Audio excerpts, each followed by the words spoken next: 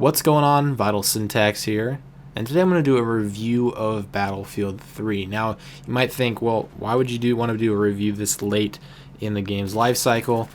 Typically reviews are released right after a game comes out so people can decide whether or not they want to buy it. But this isn't a normal review. This is a review of Battlefield 3 in the sense that I just kind of want to talk about what Battlefield 3 has been. It's kind of late in its life cycle, I would say. Some people might disagree with that, and that's fine.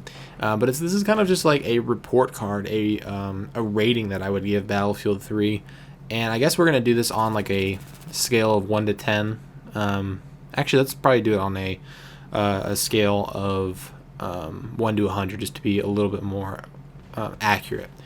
So first, let's just talk about some of the things that I think Battlefield 3 did really well, and then we can talk about some of the things that it might have fallen short in. But first of all, I want to just say I think Battlefield 3 for me is the best first-person shooter multiplayer experience that I've had to date. At least the most refined. It might not be the most innovative and have all these new ideas and things, but for me, it's one of the funnest and most refined multiplayer experiences I think that's out there. Now, you've obviously got two other components of this game. You've got the cooperative experience. You've also got the single player. I played the single player probably about, 2 months after the game released. I didn't really touch it when the game first launched.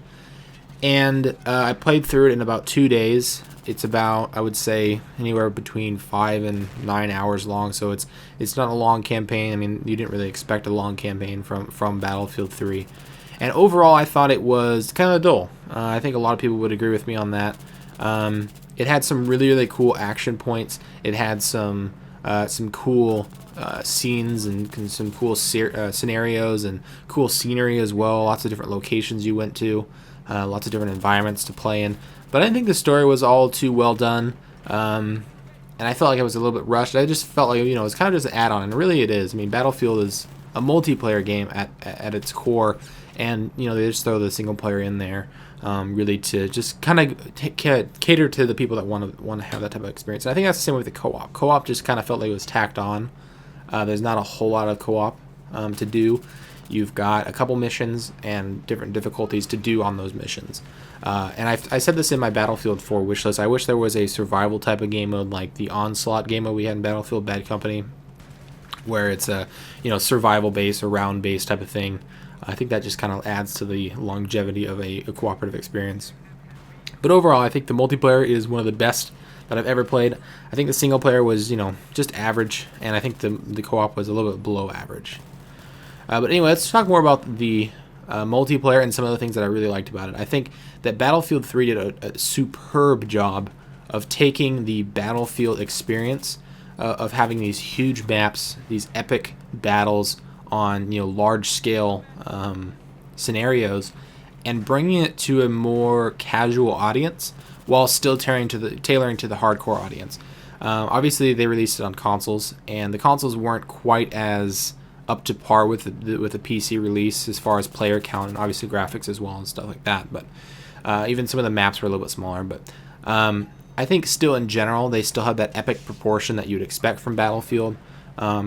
But they had it all refined. They had it tailored. They kind of simplified a lot of things, made it a little bit easier to use, a little bit easier to understand, a little bit easier just to dive into Battlefield. And I think they did a pretty good job of that. But they also tailored to the hardcore, I believe. Some people disagree with me. They removed a lot of the classes from Battlefield 2, and they kind of simplified that kit setup, which once again is, I think, a way that they are kind of tailoring to the newcomers to the series, or just trying to refine the kit setup in general. And I think they did a pretty good job. Some people have disagree with me that the kit setup was a lot better. There was a lot more variety in Battlefield 2. I think there was 6 kits in Battlefield 2. And obviously this is the successor to Battlefield 2, not the successor to Battlefield Bad Company 2. So I think overall, I'm gonna throw out some numbers here. This isn't really a long video. This is more short-winded. Not gonna go into too much depth. But anyway, let's go ahead and throw out some numbers here. Let's start with the single player. I'm gonna give the single player a 75 out of 100. So a C grade. All right, and then for co-op, I'm gonna give it a 70, C minus. And for the multiplayer, I am going to give it a 92. Because once again, I think it was...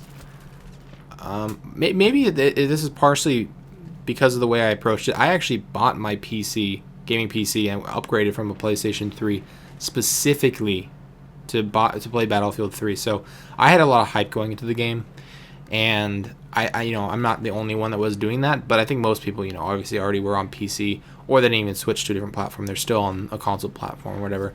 So for me, I was really, really excited about the game. But anyway, let me know what your guys' kind of ratings are for those 3 segments. And if you enjoyed the video, feel free to give me a like or a favorite, and I'll see you guys in the next one. Peace.